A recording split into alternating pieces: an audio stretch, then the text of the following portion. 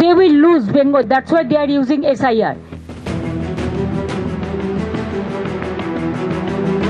SIR নিয়ে ঝাঁঝ বাড়াতে এবার দিল্লিতে মমতা বন্দ্যোপাধ্যায়। সোমবার মুখ্য নির্বাচন কমিশনারের সঙ্গে বৈঠক মুখ্যমন্ত্রীর। রবিবার তিনি দিল্লির উদ্দেশ্যে রওনা দেন। Tomorrow 4 o'clock they have given us the time. I am going to Delhi after so many months. I think maybe years. I'll meet the press media also. I'll brief them also what is going on in the name of SIR.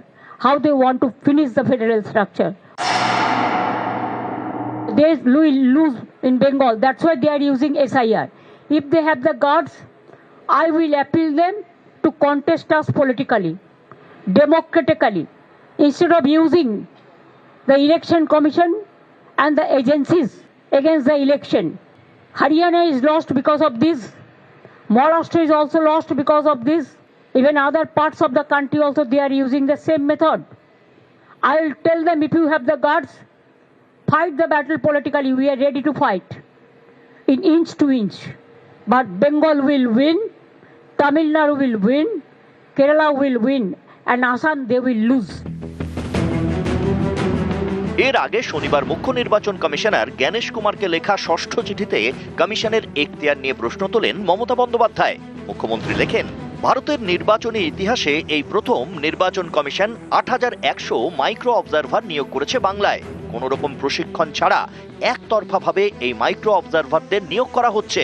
জনপ্রতিনিধিত্ব আইনে এর কোনো সংস্থান নেই। এইভাবে পর্যবেক্ষকদের দিয়ে সমান্তরাল cadre তৈরি করতে পারে না নির্বাচন কমিশন। অন্য কোনো রাজ্যে এসআইআর চলাকালীন এভাবে মাইক্রো অবজারভার নিয়োগ করা হয়নি। ত্রিপুরার ৪ আমলাকে পর্যবেক্ষক হিসাবে নিয়োগ করা হয়েছে। শোনা যাচ্ছে কিছু পর্যবেক্ষক বেআইনিভাবে নির্বাচন কমিশনের পোর্টাল নিয়ন্ত্রণ করছেন। উদ্দেশ্য প্রণোদিতভাবে তারা তথ্যে গরমিল করার চেষ্টা করছেন। বৈধ ভোটারদের নাম বাদ দেওয়ার জন্য পেছন থেকে কলকাঠি নাড়া হচ্ছে। অসহায়ভাবে দেখা ছাড়া এইআরও এবং ইআরওদের কাছে কোনো উপায় নেই। যুক্তিগ্রাহ্য তথ্য বিভ্রাটের তালিকা এবং শুনানিতে ডাকার ধরন অন্যান্য রাজ্যের থেকে বাংলায় আলাদা। মনে হচ্ছে এসআইআরে বাংলার জন্য আলাদা নিয়মকানুন চলছে, যার কোনো আইনি ব্যাখ্যা নেই। এটা গণতন্ত্র বিরোধী এবং অবিলম্বে বন্ধ হওয়া দরকার। এ রাজ্যে এসআইআর এর আতঙ্কে অনেকের মৃত্যু হয়েছে বলে অভিযোগ।